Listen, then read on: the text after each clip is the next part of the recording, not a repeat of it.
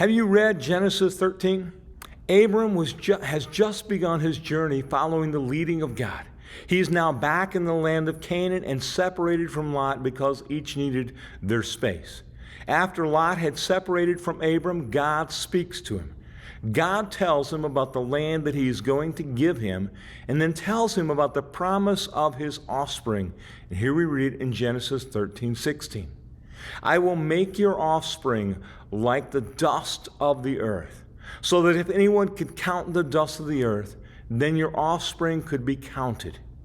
That is a huge promise. A promise of offspring, children, to a man who currently has no children. Not just a promise of a child or two, but the countless children, using the dust of the earth as a reference point. Just the other day, I walked out to get on the motorcycle that was once clean, and I noticed how dusty it was, particularly the fuel tank, the only painted part of the bike. I never considered counting the dust because even on that small area, it would have been impossible. Can you count the dust that the farmers are making as they are planting their crops? Would you consider it possible to count the dust on all the earth? How would you mark what was already counted? It is considered impossible to do so. And yet that is the number of descendants or offspring that God promises to Abram. Is God delivering on that promise? Yes, he is. Abram learned to trust God and have faith that he would deliver.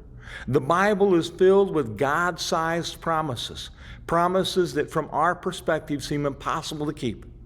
But because the Bible is full of already fulfilled promises, God-sized promises, I know and can have faith that God is able to deliver.